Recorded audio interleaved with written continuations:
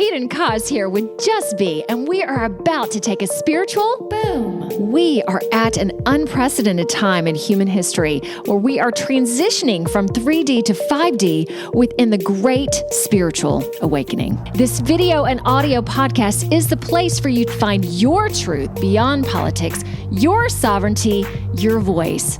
Let's kick up your vibration now. By the way, each episode ends with the Just Be practice to do just that. And as we begin the show, just to know a little bit more about me, I'm a soul realignment specialist, meditation master, and dimensional healer. Learn more, and there's merch also at EdenJustBe.com. Let's get this party started. Eden Kaz, Just Be Spiritual Boom, in association with the Grassroots Warriors Network. Okay, I'm laughing. This is Great Assist number 10, which is amazing. I've had to record this 3 times. First time I didn't have a microphone set up. Next time I didn't push record. So I'm laughing, so I should be pretty darn good at this. All right, so we're featuring 12 guests from all over the world, and I love watching these because I put them together as I go. So watching them in totality when I'm putting my notes, they're just great. I think they're just great. So we're going to talk today about public figure Jimmy Savile, gold IRA scams, frog medicine, child sacrifices, world healing, wounds of the masculine and feminine, divine relationships, how our bodies are not created to operate on any sort of loop, which means like eating and sleeping, telekinesis, Q, Oprah, Mantis beings, Anunnaki, Robert Kennedy, and the energy enhancement system. All right, let's lead it off. Episode 166, Jerry Matrix Swashbuckler. Hey, I want to ask you also about Jimmy Savile. Hopefully I'm saying, did I say his name right? Jimmy Savile, yeah. Savile, thank you. Because I know about him, but again, him being in your periphery. Let me read this for just a second. Let's have you talk about your personal experience. So he lived from 1926, died in 2011. He was an English media personality and DJ, known for his eccentric image, charitable work, and hosting the BBC shows Top of the Pops and Jimmy'll Fix It. After his death, hundreds of allegations of sexual abuse made against him were investigated, tarnishing his reputation and leading police to conclude that he was a predatory sex offender and possibly one of Britain's most prolific. All right, tell me about your experience with that. So this guy, when I was a kid, I used to watch him on TV. Mm-hmm. He had a show called Jim'll Fix It, and it was like kids used to write into the show with their dreams. And so I actually think I wrote to him at one point. And so kids would write in and say like they wanted to meet like a footballer, or they wanted to play the drums with their favorite band, or they wanted to do a parachute jump and stuff like that. And he would like fix it for them to do that. And that was the premise of the show. And I don't know how many years this ran for, but this whole time, like you say, it wasn't until after his death that the allegations came out. Mm-hmm. But during this whole time, like David Icke had been writing about him and many other people, and saying that they were all pedophiles, and he was supplying celebrities, the royal family, people in the government, like everybody with children, and he was doing it through his celebrity, because his celebrity granted him access to like everywhere really, and he used to do a lot of like charity work he used to do like marathons and stuff for like sick kids, hospital. Oh man. Yeah, and this was how he was doing it. And it wasn't until afterwards. Well, unless you were reading David Icke, you wouldn't have heard about it till afterwards. Yeah. And he would go to like hospitals to visit kids, and obviously I'm not going to go into detail about the allegations, but like you can Google it. But he had access to like vulnerable kids basically, and that's one of the ways that he used to,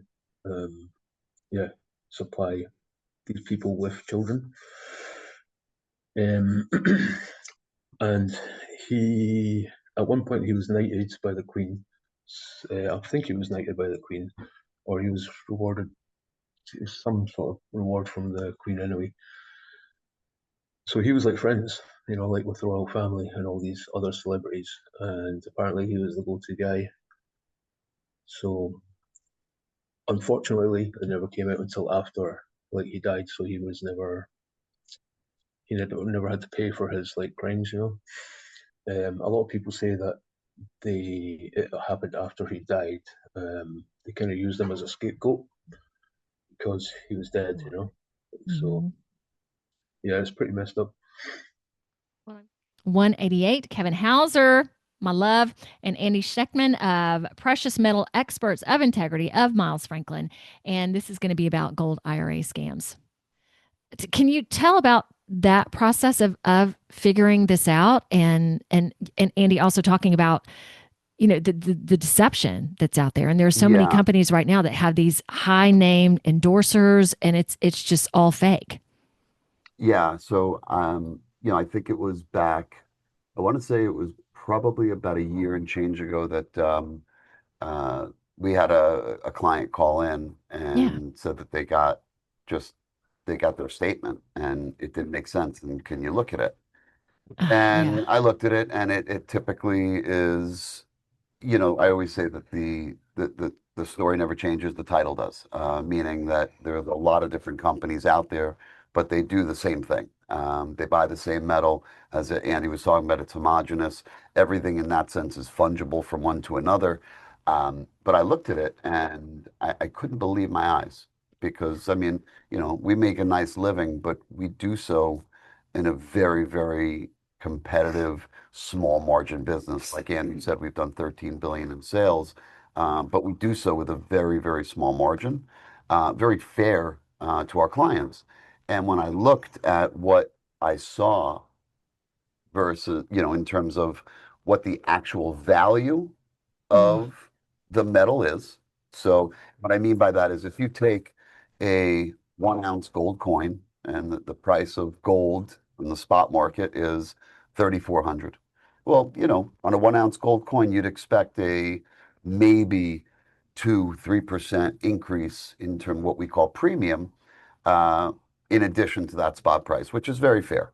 Um, when I looked at this client's account and I saw that they were buying them predominantly 1/4 ounce gold coins. And mhm. if you take, let's just say it's $3,000, a 1/4 ounce value is roughly is $750. You take 3,000 and the fractional equivalent would be $750. That's what the metal is worth. Well, the premium that they charged on top of that was virtually triple.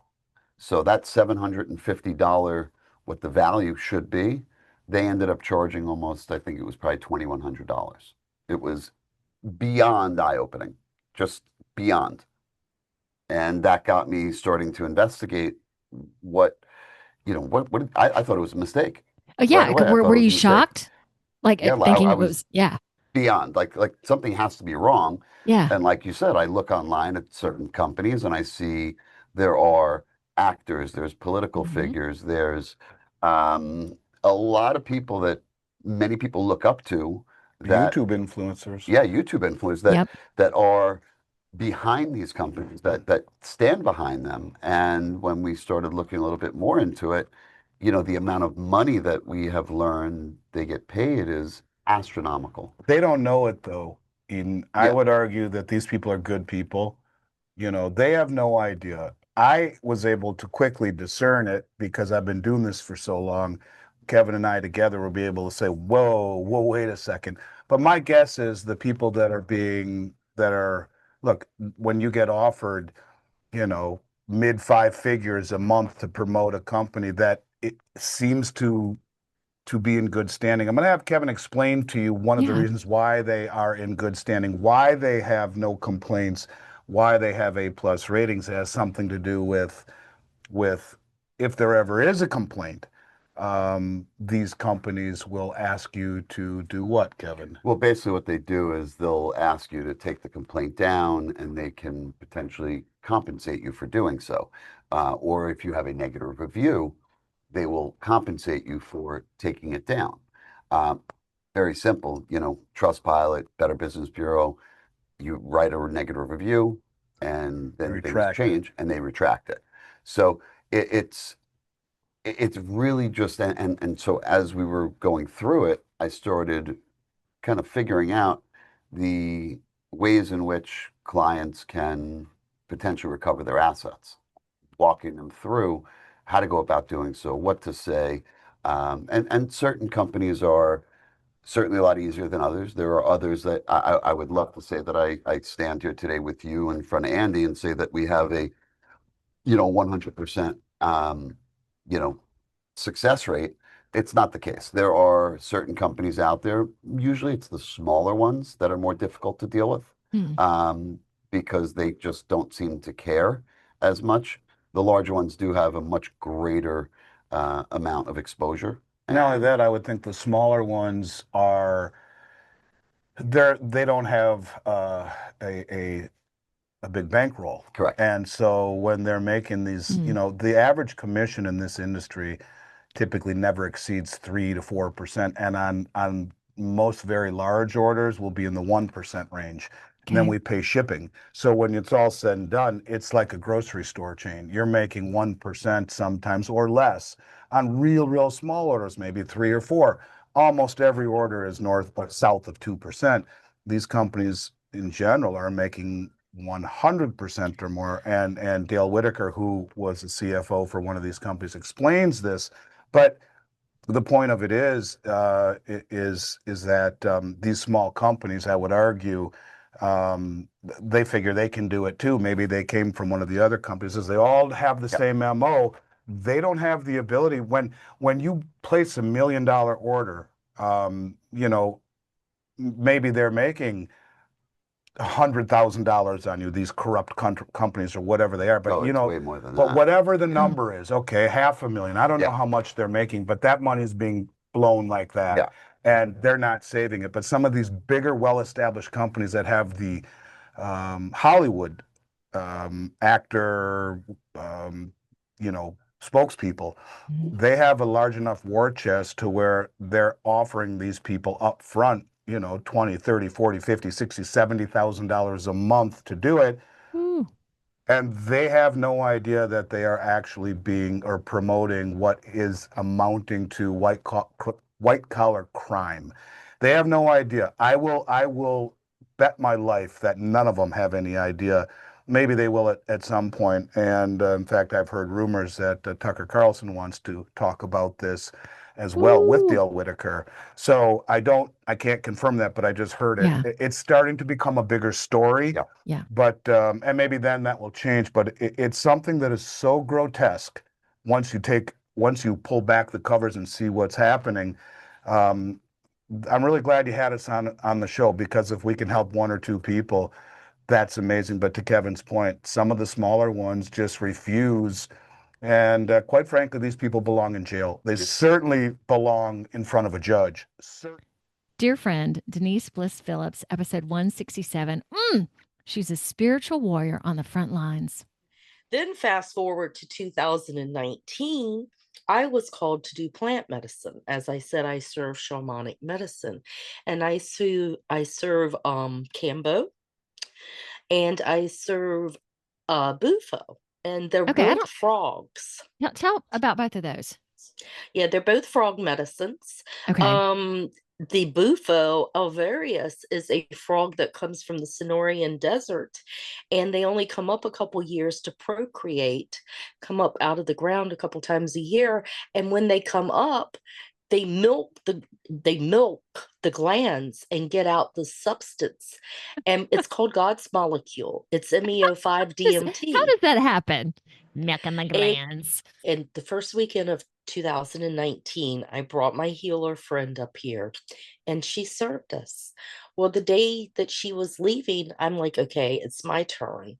So my daughter was there, and one of my very good friends were there. And how many kids do you have? We know you have one. Okay.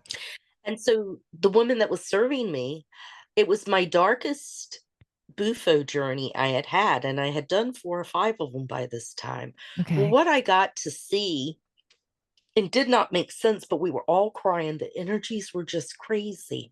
Yeah. And I saw the ritual child sacrifice. Oh I saw man. the drawing of the blood out of the eyes. I saw, you know, thousands of years of Oh, injured and hurt people that needed to be saved. And then I started seeing things shifting and things moving, and the world healing, and generation upon generations healing. And I saw glimpses of what's to come.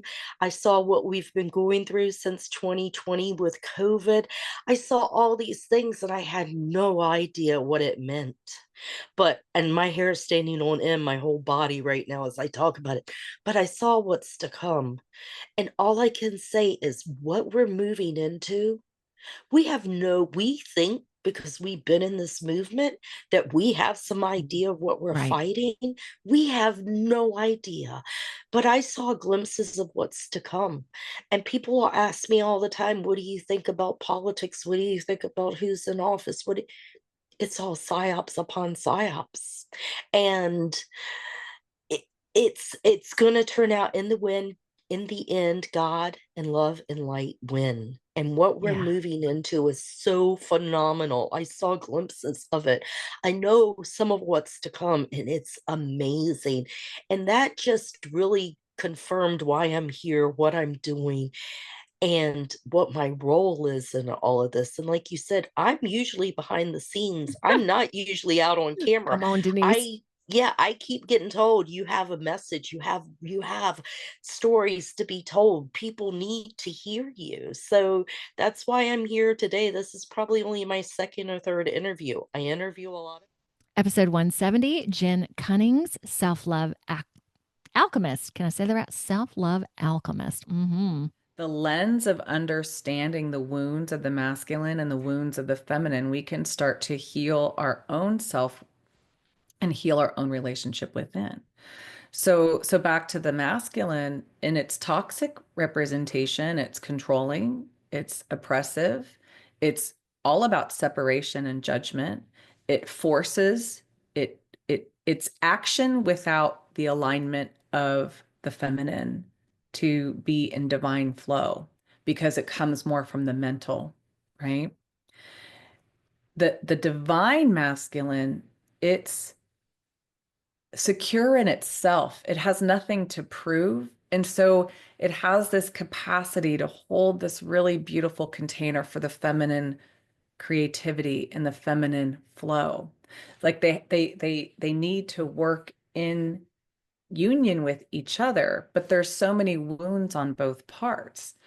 So the divine masculine is movement, it is action, it is actualization, but when it's not in its aligned or in its divine expression, it's all the things I just said about the toxicity, right? So then we have the feminine, and her wounds are she's oppressed, she's insecure, she's unheard and unseen, right? She's not allowed her creative expression or doesn't feel safe in that because she doesn't have that divine masculine to hold her. And in her expression, she is creation itself, right? In her expression, she is birthing, whether that's something into fruition or literally birthing a baby, but the masculine is there to hold her and they're in union and connection. And so I find that when we're able to perceive it through these lenses, then we can reflect internally. Vulnerability is so key versus being powerful and being, I have to be this way. That vulnerability is like the ultimate strength. What words would you have to say to that word? It's a great word. Yeah, I love and I hate that word simultaneously. I want to punch that Yeah. word in its face sometimes, but I says my feel you, toxic honey. masculine. Let's punch vulnerability.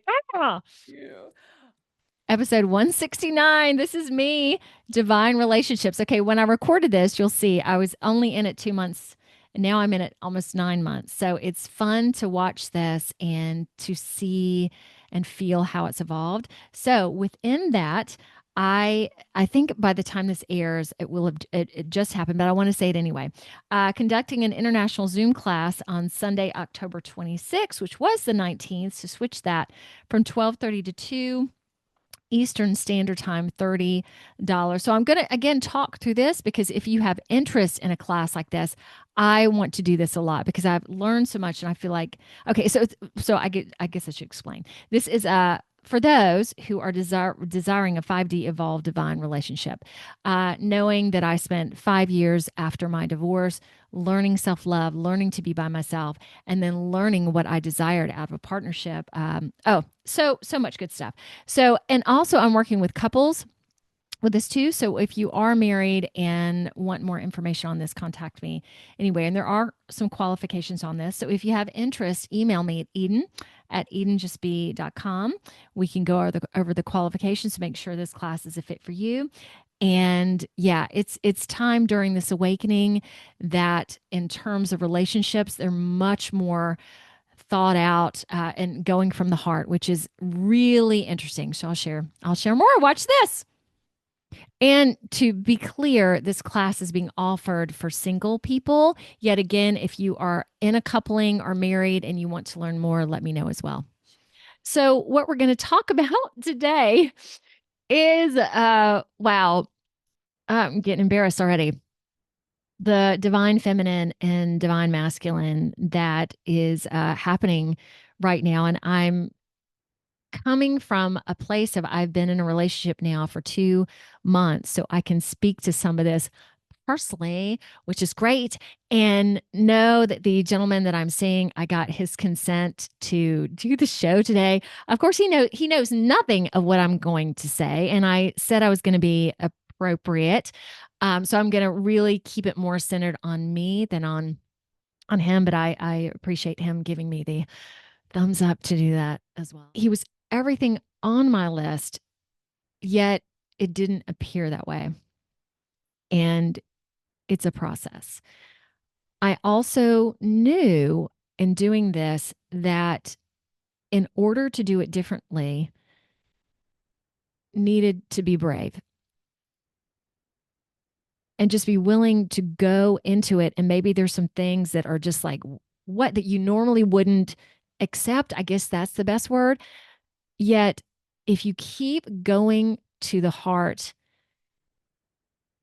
that will give you clarity. Okay. And what he's been so wonderful for me, well, he's been really wonderful for me in a couple of different ways. And I tell you guys too, and I tell him every day, I don't need you. I don't know if this is going to last another day or not. Like it's so cool because I'm not locked into it. I would be sad if it didn't, I guess sad's the word, if it didn't continue, but I would be okay. And part of that is I am so friggin' solid at this point. I never been like this before in my life. And knowing that the energies, like for me, every week the energy is different. I'm a different person. Peru made me a different person. It's just wild. Okay. Okay. What I found with, okay, so let's say that you are considering moving because I've got lots of clients right now that are kind of just they've been through divorces, been through separations, and they've dated a couple people, and I keep going, oh, just hang in there a little bit, you need to work in the self-love, and now they're all just kind of waiting and hanging back a little bit. What I am finding in this relationship is, and this is the divine feminine and the masculine where we are, and I mean for the feminine, it is being able to use your voice. And when I started doing it with him, I'm like, oh gosh, what's this going to lead to? But every time he accepts me, he shows up, he does more. And my voice continues to get stronger. And I thought it was pretty strong anyway, but it continues to get bolder and stronger. And he's also really helped me clarify who I am right now, what my beliefs are, which is really awesome. So he is helping me heal parts of myself that I didn't realize needed to be healed or needed to be strengthened. And it takes, ooh, I'm getting a little shaky. takes vulnerability to do that because I've done it on my own. And now doing it with another person and opening myself into that. And I've been very clear with him. Like, he called me a feminist once or twice. I hope that's okay to say. And I'm like, it's not a feminist. Like when I was in my 20s, I was all, in work and the corporate work that I did, even though it was advertising, was creative. Like, you go in there and you're competitive. You're like a man. You're like, I've got to do this and I've got to, be strong. This now has nothing to do with that because he does a lot of work with his hands. So he's very, very strong, and just appreciating that appreciating the strength and the masculinity and not wanting to be like that anymore, and wanting him or desiring for him to be full in that, and to, I don't know, just be a man. And for me, just to be a woman and allow myself to be protected by him in a way, even though I know I can protect myself. I mean, it's just this really interesting dichotomy. And as I talk about it, not to say that I've mastered it, I'm still really working on it. And for those of you that are also energy healers and work with the energy, when you are with an energy that aligns with you, it is mad crazy. Okay. And I'll call him my gentleman, knows at this point. Okay. So we've been, dating. Yeah. Yeah. He's my boyfriend at this point. Oh, fun to say. We've been engaging for 2 months. Okay. The one piece of this that I also want to communicate to you all is I feel it is very important to take it slow, slow, slow. I've told him I want to get to know your soul and who you are before we move into the next layer of intimacy. So this is very vulnerable. And there, I feel, is such importance to this because there's so much about me that I'm discovering. And in these tender moments that are simple, they are not simple. They are huge and magnetic. And, I've already shared emotions with him in this period of time that I would have been so uncomfortable sharing. But yet he's also like, yeah, just you be you. It's just, yeah, you're good. Everything's good. So it's like I have this clean slate to just be whatever I need to be at any moment. And it is so powerful. And one of the things I put in my list in terms of wanting a person is that they see my work. Okay, because my work is me.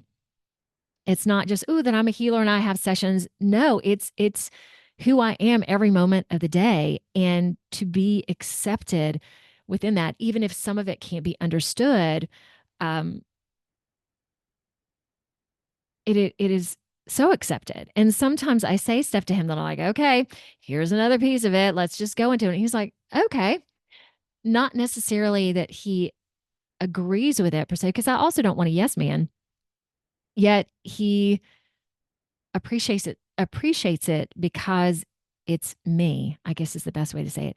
And he is so willing to grow and learn. And I think one of the challenges with masculine is that they've been brought up. Okay, so this is Western society, brought up in this world where you have to be a certain way, you have to act a certain way, you have to be competitive. And we're moving away from all of that with this new earth. We are moving towards the heart, and this is what this is, like a heart connection, a true heart connection that men and women, we've all been led astray. We believe that there is this division. We believe in talking about parallel lives. Like for me, I've been male multiple times. So there isn't a difference specifically, even though there is. Okay, the dichotomy again. Yet coming back to this place of divine unity, of merging, of knowing that in our hearts we're the same,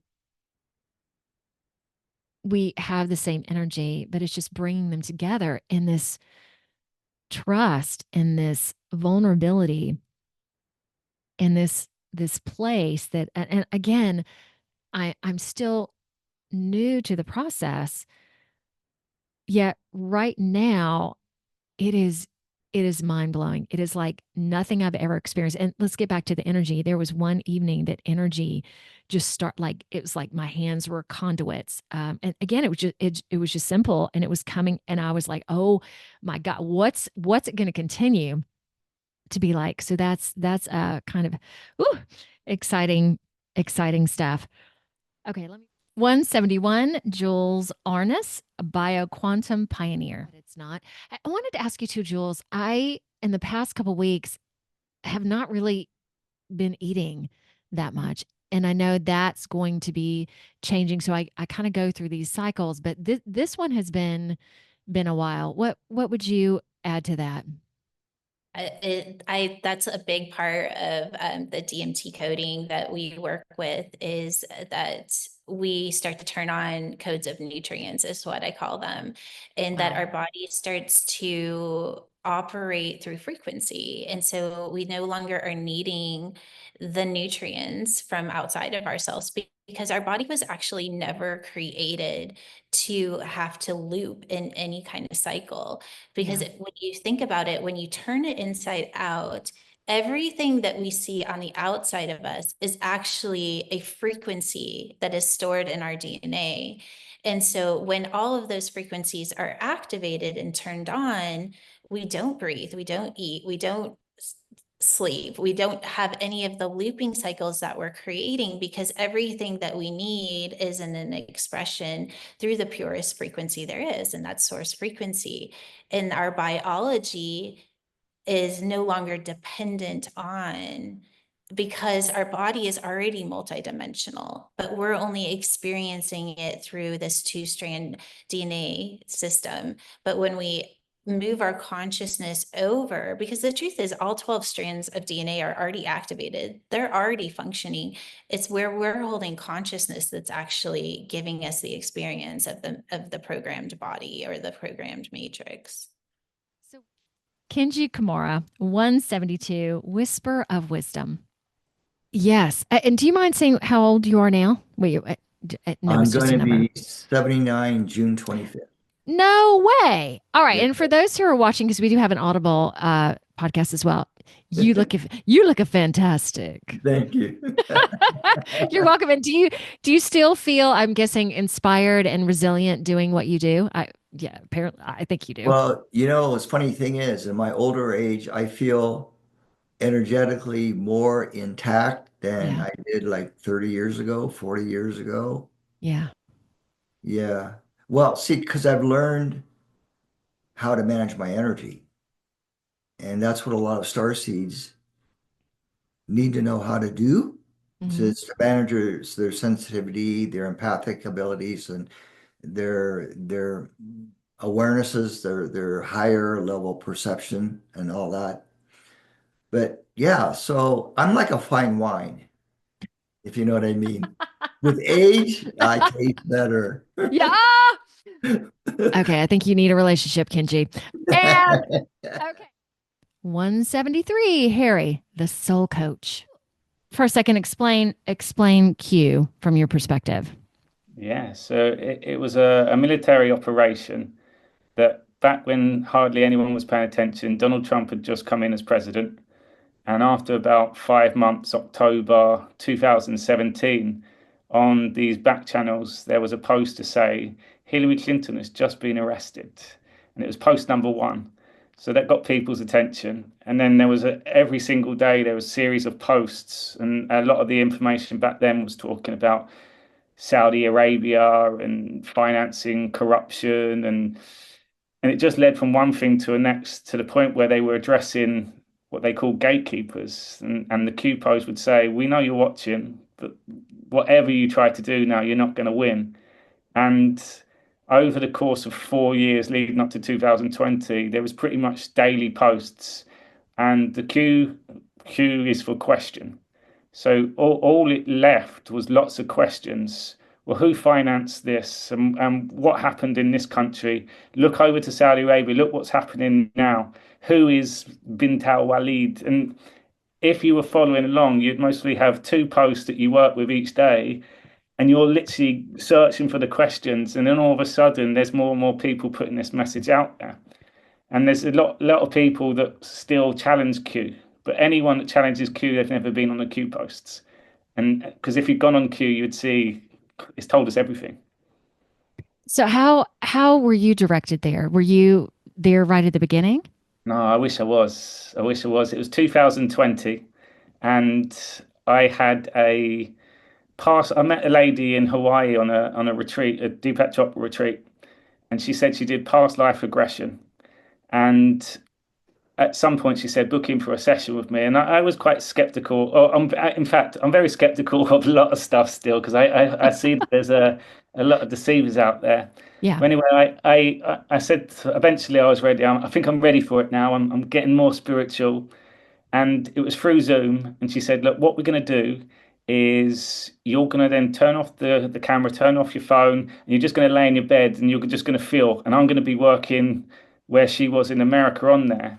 And I remember turning it off, laying in my bed thinking, she's conning me here. I've just paid $70 for this, and I'm just laying here. And I remember we got back on the phone again. She said, "Did you feel anything?" "No." "Did you feel your hands tingle?" "No." And she looked at me and she said, "Harry, you won't feel anything now if you haven't, but you will. Just look out for the signs." And that night I watched the video, and I'm like, Okay, so wait a minute. You left the call also going, okay, seeing the signs, whatever. Thank you so much. Click. And then that night, okay, go ahead. night.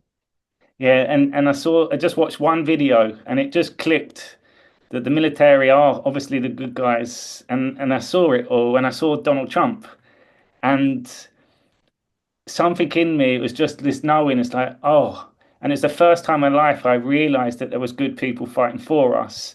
But I had this knowing, and then it allowed me just to go and dive into it, and it changed everything after that. So around that time, it was when looking, the odd Q post would get mentioned. And yeah, once I got hold of the Q website and started going into, that's where a lot of my research kind of unfolded from, because it's almost like a foundation. There's a lot of information from a lot of people out there, and there's very few where you can honestly trust, because it's all about the messenger. But that is your reference point, and it's almost, for me, it connected me more with God. It connected me more with my faith, and it led me into biblical scripture, which I stayed away from my whole life. But the way that I use Q posts is the way that I would use now Bible.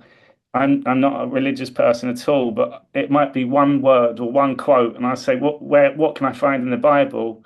And you just find all this beautiful text which I can relate to my teachings.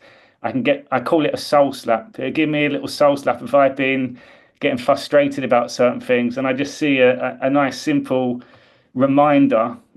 It's all good, and then I go again. So yeah, Q's opened up a lot for me. So here's another one that people really get triggered when I say is Oprah's a good person, always has been. And it triggers so much people based on what we've been shown. All she is love. And people say, what about John of God? And what about, you wouldn't know who John of God was unless they put Oprah next to him. And I really, because that was my hardest thing with 2020, that woman that I called back up said, "Oh my God, I watched the video." A week later, I've said, "Oprah's so evil and Deepak's so evil." When she went, "I don't want to hear it, don't want to hear it." So for about a year and a half, I went so in on them, and it upset me that all my teachers, which I felt the connection, I felt the changes and shifts, were all wrong. And I just thought all these people at the top are all evil. But the more I did my research, the more I looked into it. There's a movie being played too, that you need these outrageous stories from these people you'd never expect before to be involved with the most evil. They're not. And that's why at this time now, I've done a lot on Oprah. So I've got a big love for her based on how evil I thought she was. And I was horrible on my Instagram post, her evil woman. Thank you so much for sharing that because I thought the same thing. And now that you say that, my heart just goes, that makes complete sense. What about her? They also talk about her schools in Africa and child trafficking and all of that. So yeah, what did you find out about that? Or the same thing. How would you know about South Africa unless Oprah mentioned it? And Oprah's got all the spotlight on her. And I Okay. feel like Oprah, if you listen to her message, she knows her truth. She is love. She is light. She does put out people like Eckhart Tolle, which transform my Yes. life. And the one question that I say to anyone, if they were that evil, why are they still out there at the moment? Why are they still doing their shows? Why are they still inspiring people? Why are they still bringing in books and say, read this book, it will change your life? If they were evil, because they would have been dealt with a long time ago. So I found it very hard to accept to start with, but the more I started looking into this overall story, I started realizing that there's certain characters like Tom Hanks, who's a good person, and it triggers people because they were the entry points into this. It's almost like everyone did their own research, seeing all the videos, seeing how it all connected up, hearing the stories about South Africa and the human trafficking, but that was done deliberately. Jeilene Tracey, episode 174, Energy Alchemist. Right. When in the video, the 5-year one where you discussed your team, Mm-hmm. has that remained consistent? And can you go into some who that is? Yeah, sure. So the mantis are a group of beings who are very well, okay. So like all species, there are mantis who are very benevolent, and there's mantis who are involved in things that aren't so benevolent. I mean, if you look at humans, humans are the same, right? Yeah, If you look at exactly. any species, they're going to be the bad actors and the good actors. So I think they get a bad rap on this planet of being part of the hybridization program or the program to grab people against their will and take them. So that was many years ago that was more prevalent on the planet. I think there are less people being abducted now than there used to be. Things have changed energetically. So the mantis that I work with are this group that have always been caretakers of the earth. They've been here for millions and millions of years, and they are masters of genetics. And so I always match their energy very well because they actually told me that they helped place me where I was, where I Oh, grew up, and that they were the beings that were around me when I was a child, that they were the ones that were gently steering me in the direction of, reclaiming my own scientific knowledge, understanding what I've always known about DNA and working with it, and how it's this sacred molecule of the universe that is used to bring about form from energy. And they've taught me a tremendous amount about that. So they're like my family, I would say. They're and can you describe them too from Yes. So the mantis, they look similar to what you would see on our planet of a praying mantis, but they're very, very tall. They're very large. They're 8 to 9 feet tall. Very large eyes. They have that triangular shaped head. And I often see them in robes, so robes with a large backing and long flowing robes. And when I began working with them, it was because I was doing a meditation where I was going into the earth to prepare myself to do sessions in body talk. And I was doing these every day. I was doing several a day. And I started to see this room that I was in, and I started to see these beings sitting around a table, and one at the head, the largest being that I knew was female. And she was standing at the head of the table. And she would always be there in my healing sessions. And she started helping me understand the body and how the body shifts with in body talk we use tapping, and she started to let me know that I didn't need to use that protocol, that she was going to help me understand how to heal people using sound. And so I would hear tones in my ears, and I wasn't a singer and I wasn't classically trained or anything, and so it was hard for me to start using those tones because my vocal cords weren't trained to match her pitch. But with time and with practice and with an understanding, it began to evolve, and I began to understand how to use them. And I started incorporating sound bowls and tuning forks and other instruments to help also match those specific frequencies. But she was the one that taught me about sound and how effective sound is at shifting DNA. And so that Can I was ask, can I ask you a amazing. question? I can't even Yes. until I get this out of my mouth. I'm so Yes. stuck in it. Okay, so like for me, it started out with normal looking guides, like this one was in a robe or whatever, just a human form. When you first became connected to these 8-9 feet tall mantis, and they first started coming into your vision, were you like shocked initially, or were you just like, oh, okay? Initially, I didn't know what they were. I did not know who they were. I just knew that the energy that they Just felt good. emitted was so incredible. I don't know that I had ever felt love like that Oh before. man. Because child of the 70s, my mom was really distracted. She had 4 kids, and I just didn't, I didn't have that experience. I had never felt that kind of profound love before. It was the first time I felt totally whole, seen, understood. It was incredible. So I thought, my God, this is incredible. Of course, this being is a loving presence. I didn't question it because Right.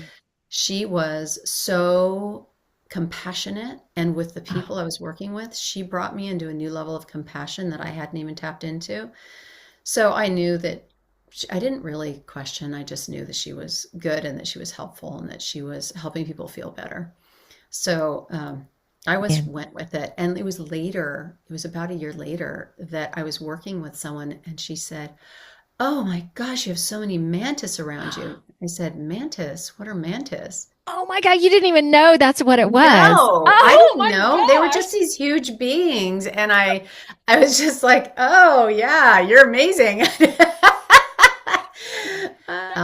And here's another one, because I'm like I'm the queen of controversial guides.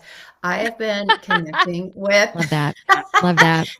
here we go, an Let's hear it. Anunnaki guide who has been on the side of helping humanity, and who has come back during this time because the Anunnaki were very instrumental in shifting our DNA's frequency. Yeah. Both in some in ways that were beneficial and some in ways that were about control. And this guide has come back sort of to enlighten me about that whole experience and take me through the whole process of what happened and help me understand how our DNA has been manipulated, but also how we have the opportunity to take back control and the power of our DNA and to start working with it ourselves. And I actually had already been teaching a class about how to do that with DNA a couple of years ago. And he's just bringing it all back full circle and revising that because we're moving into this new band of frequency. And he's like, it is on now. So he's back, he's helping me. And it's been fascinating working with him because at first I was like, oh my God, why are you in my field? Yeah. Episode 175, and I'm going to talk in my most dulcet voice. Michael Grubb's self-mastery teacher, telekinesis. Gotten to the point where I started developing stuff with energy. Mm-hmm. Well, by the time the UFO comes, they're now taking this process and accelerating anything that I had practiced and made it stronger. But what it ends up happening is they begin the process of training me, not only in my dreams, but also in straight up real life. They're showing up. So I will know to go to a certain location. I will wake up knowing that I have to go to this location, be there at a certain point at night, and then they are there and they begin the process of training me. My wife, one night, her name, like I said, is Lisette. She had the privilege of being there one night while they were there, while they were training me. Okay, so do you see them visually? How does it appear to you? So I got to see them visually at all times. I have an ability to see with filters. Okay. That's the only way I can describe that. They gave me an ability to see, but she wasn't able to see them. She was able to hear them and feel them all around. They were straight up there, and So she watched me get trained on how to, and it was just something so ridiculous, but it was something that they were training me to do. So the entire lake was filled with, or it was iced over at that point. And they gave me a suggestion: break the ice, make that ice burst. And so I just put my hands out and I started working. I started meditating, and then So with I, your mind, not physically. Okay. so I'm putting it out there, and then you can hear all of a sudden what sounds like cables snapping. Yeah. Okay. Because I guess that's what it sounds like when ice is breaking in water. So you can hear it, just a bunch of cables start snapping, and that's kind of the way that you hear it. And then the next thing that happened was is I did a flush down, and then you watch the crack go all the way across to the center of the lake and then explodes. Right. And so the water kind of comes up like that for a little bit. It took like matter of like 5 seconds, and then it finally exploded. And then I'm jumping up and down because I'm pretty happy that I achieved it. And then once that was over with, they were done. And then you feel nothing anymore. You don't feel the presence of them anymore. Mm-hmm. And I kind of looked around and scanned, couldn't see them anymore, but they were done. But that's how they would just show up in training. And so 176, Tom Gegax, Confessions of a CEO. So let me ask you this spiritual question to kick us right off. In the movie and being this CEO and this person that you were, it's so interesting that you found your voice and now you're having challenges with your voice. What do you think of that? What do you think of that ironic little twist? Well, yeah, I love that. I've never heard it put quite that way. But I found, I had a lot of karmic debt to pay based on how I lived earlier, how I treated people personally and professionally. And I'm grateful I did a lot of work emotionally, spiritually, and physically to modify and really change who I was as a human being. But I must have had a little bit of karmic debt remaining in having the effects of my voice 25 years later. But awesome. Hey, tell us about your personal experience with Robert Kennedy. What was that like? What do you personally feel about him, if that's okay to ask? Okay. Bobby is very complicated, and I love him, and I agree with 65% of what he said. And I disagree with 35%. But you know what? Here's my feeling. We're in our political leaders. A lot of them, I agree with X%, disagree with others. But I think what we miss is crediting people with what they do well and then giving feedback and saying the thing we disagree with. There's not enough about that. We're a black and white society. Yeah. You're either all good or you're all bad. And as I got to know Bobby, and he's been a 25-year, 30-year friend, we vacation together at Machu Picchu, our family. I have mentored him, and his people don't know about it. He started and led an organization called Water Keeper Alliance, WATERKEEPER Alliance. Mm-hmm. He started it, and it has grown to be the largest water cleanup organization in the WORLD. And I was honored count that growth over that period. So, anyway, and Bobby, a lot of celebrities put their name on it, but don't work. Bobby works it. Mm-hmm. And I mean, I saw him really, the good, the bad, the ugly, go through all that, deal with people that were difficult to deal with. So Bobby is an environmentalist, and he has helped clean up. He's taken on these companies that pollute our water and air. Yeah. Nobody knows about this. All they know is an anti-vaxxer. And really, what he is, even though he has misstated it a few times, there are many more times he said, hey, I'm for vaccine safety. And when he talks about, hey, these vaccines are safe, these are so-so, and I believe these vaccines are potentially unsafe. But talk to your own doctor, do your own research. I have doctors, a woman in the movie is president of the Integrated Medicine Institute, and she's a cardiologist and very well known. And she is both into alternative therapy, but very much into traditional. Mm-hmm. And she has told me that many vaccines are great, some are not so great. So, but the media and some people has to be black and white. Hey, Bobby's an anti-vaccine.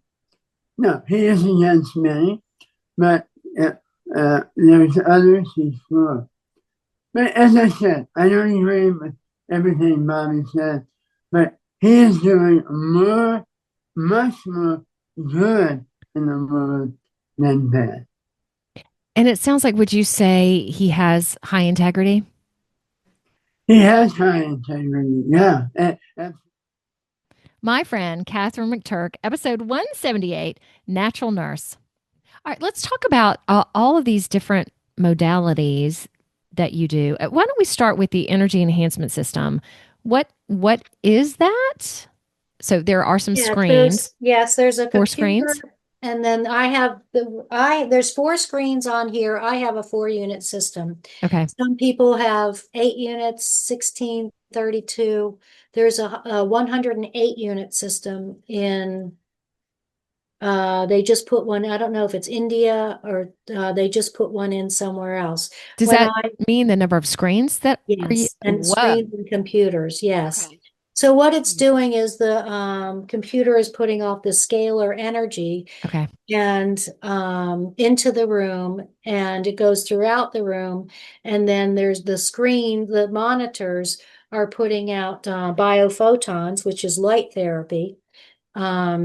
And so what it's doing is creating a frequencies in the area, in the room, that help to raise our cells to 70 to 90 millivolts, because when our cells have lower energy, then we are prone to illness, severe illnesses below 20 millivolts. And it helps to repair our DNA, energize the mitochondria. It gives us an environment to sit in that or sleep in, whatever you're going to do in there, where it's giving our body what it needs to heal. The testimonials are absolutely amazing of bad cells disappearing, people with on the spectrum, their brains are seeming to work better. I'm trying to be very cautious with my words. And all kinds of things are healing for people when they're given this opportunity to be in a room that is giving them the energy for their body to heal itself. Our bodies are meant to heal itself. Yes. All right. So does the amount of time frequency vary per person? I'm assuming it Yes. does. Everybody's different. Everybody's different. Some people can be in there for 2 hours, even their dogs, and then their dog's tumor is gone, and it does work on body, mind, spirit, soul. When I first started going, it really worked on my emotions. I've had trauma. I had 4 family members die, 3 within 33 days. The hospital killed 2 of them with hospital 2 protocols, my brother, my younger brother, and my older brother. When we told my mother that my older brother was dead, she had a stroke and died the next day. And then Oh, I have Catherine. a sister that took her life 8 months later from the grief and litigation that some other siblings had brought into the picture. So and I had such an experience, and it was in a system that's about 40 minutes from me, because I didn't have mine yet. And I had a very moving experience where I was definitely touched by Jesus. I was, I went to sleep, so I went somewhere while I was out. And I know I wasn't going to talk about this, but I went somewhere and I was just curled up crying, stooped down. And then this person walked up to me barefoot with a white robe on and put his hand on my head and said, "You're going to be fine." And I had peace throughout me completely, but I was just crying, and I knew it was Jesus just putting his hands on me and bringing me through everything I came through. So. And we're going to finish it out with Jules again, episode 171, because her practice was really, really amazing. There you go. Listen, watch, do it. And I must mention, in this practice, Jules is going to visually be showing a code. So if you're just listening to this audibly, just imagine that it's in your periphery, even if you don't know exactly what it is, because it's still really good, even if you can't see it. So thank Just you. be Okay, can you close practice. us out doing another type of ascension exercise, whatever feels good for you today? What do I want to do? I have my codes here. So Okay. I'm just going to pull 3 codes for what your collective is needing, and we'll just do an activation with it. Perfect. All right. So I'll just pull them real quick, and then we'll do the activation where you can see them. Okay. So I'll have you look at the codes, because it's kind of a fun experience to be able to look at it. So this first code is the 7. So I want you to just see the code, just move right in through your 3rd eye and then into the pineal gland. And then once it moves into the pineal gland, you can shut your eyes and just allow the code to spin. And this code is opening up that divine channel of communication with Source, that direct phone line to Source intelligence. So just turning on that frequency, and you're going to feel it in your whole entire body, like your body will start to light up almost like an electric light show as this technology begins to turn on in your body. Just having that experience. And then we're going to activate the DMT code number 2. So again, if you want to open your eyes and look at the code and allow it to move in through your 3rd eye and into the pineal gland. And if you're just listening to this, just know that it's happening for you. Your body already knows these frequencies. And this code is holding that bridge between form and spirit. It is holding the communication from your divine technology to your consciousness, the connection between your consciousness and the pure source frequency of who you are at the core. Just allowing that code to activate in every cell of your body as it creates a divine communion. And then we'll activate the 5, allowing this code as it enters through your third eye into the pineal gland, allowing it to spin as it activates every cell of the body. And this code is creating a shift. It's allowing your body to become that advanced system, creating momentum, inspiration, enthusiasm, opening up those channels so that you can have the experience of who you are on a multidimensional level through your biology. And if there's something in your life that you're wanting to breathe energy into, to open up that maybe clarity, this is a perfect code. So if you'd like to, just place your hands on your heart space and put your intention there and allow these codes to bring that intention into this new software system that's just turned on, as even to run your intention through these frequencies where your clarity comes in, you're easily able to hear the information, and that the 5, that 5th code, brings it into momentum, allowing you to become the person that you need to be to have that experience. And then just taking in a deep breath, just having the experience of what your body feels like for just a moment. And then just staying open and curious and allowing, just like you allowed the sunflower to come in, allow the codes to inform your consciousness. You don't have to understand how, you just allow it. And then when you're ready, you can open your eyes.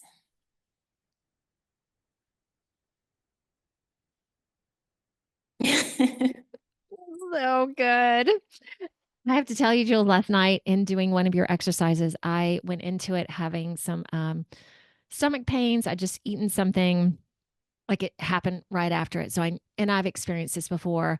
So usually I'll lay down and it gets better, but it just continues.